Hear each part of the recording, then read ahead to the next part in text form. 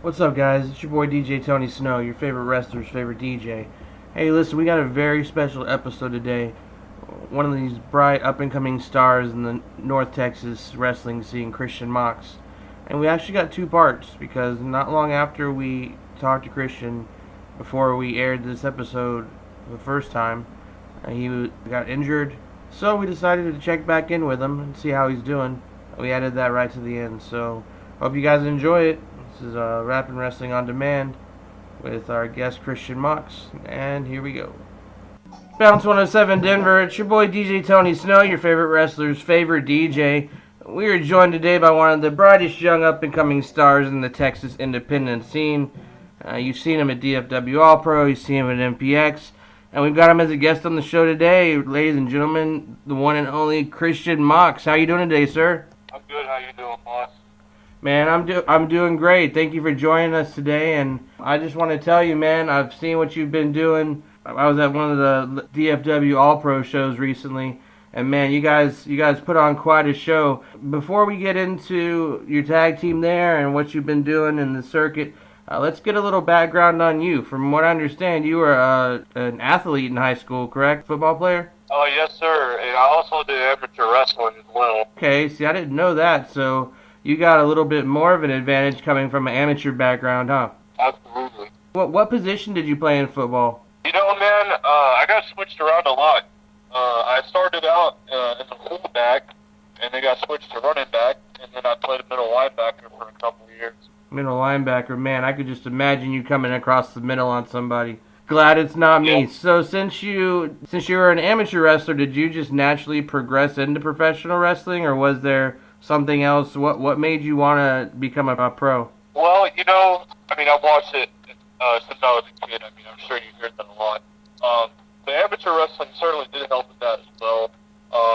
And also, I went to a lot of, independent shows when I was 15 and 16 with my dad, when they did Grand Slam and TOP and Mineral Wells, stuff like that. That inspired me to start my wrestling journey.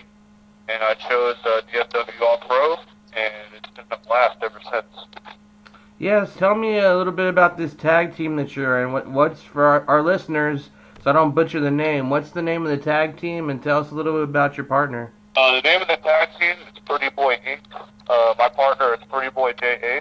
He is the DWF Texas champion right now, and he's also the DWF Light Heavyweight champion. And me and him just he wanted me to take him under his wing, and we've been a great tag team ever since. Yeah, man, because you've got him as the quick guy flying around, and then you come in, the big guy, which you're deceptively quick for your size. Pretty Boy Inc. Wow, man, where'd you guys come up with that title? Because I mean, you're the athlete and everything. I don't really see you as a pretty boy. Oh well, we just figured that hey, his name starts with Pretty Boy, and I mean it just went from there.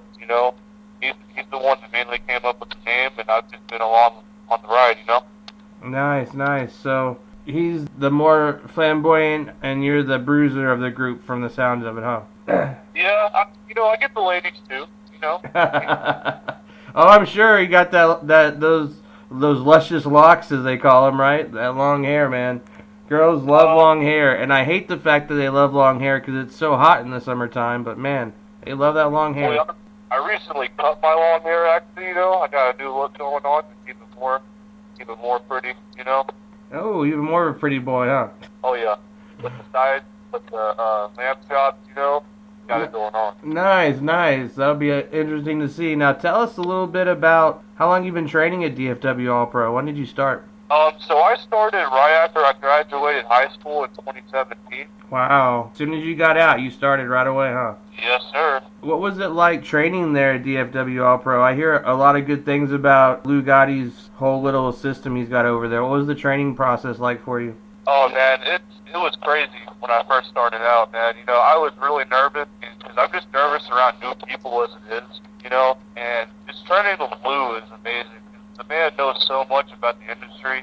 Been in the game for almost 20 years. He's taught me so much. Almost been like a father figure to me in wrestling, and it's just been crazy.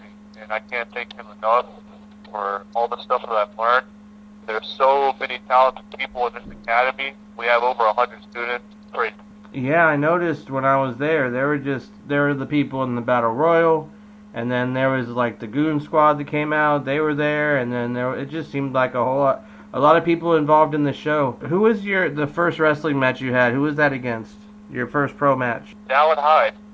Oh, wow, that's quite a coincidence, huh? What was that like? Yep. Oh, man, well, I was a nervous wreck before the match, I can tell you that, but it was really fun. I mean, he chokeslammed me to hell. But man, that's quite an accomplishment because you're a big guy. Yeah, but he's really, really tall. That he is. I wish I could borrow some height from him, you know? This coming year, they're loving you over there. You kind of burst onto the scene. Who's somebody that you want to wrestle this year? Somebody that, like, realistically, somebody you'd like to wrestle, you know. So don't say Kenny Omega. You know what I mean? Don't say the Young Bucks. Yeah. But realistically, someone that you look up to that you'd like to see in the ring that you haven't yet. Well, the one guy, or guys, that I would love to face is the Radical Athletes, John Smiley, Ty Wilson, because I've known those guys since I was 16, 17, and I just really like to get in the ring with them, and I think that me and Jay versus them would be a fantastic tag match, and yeah, hopefully that happens soon. And yeah, and speaking of tag match, let's talk a little bit about this four-way you were in. I was in the building last month at DFW All Pro. Was there any lead up to that? Was there any extra story or extra drama around that four-way, or was it just 4 tag teams were thrown in the ring and the best team wins? Well, I look at it as we had all the tag teams had a lot to prove, especially me and Jay, because that was our first time we teamed together in DFW. Are you for real? Because you guys killed it. Yeah, like we teamed together at Mineral Wells one other time, but yeah, that was the first time we teamed together, so we had a big chip on our shoulder.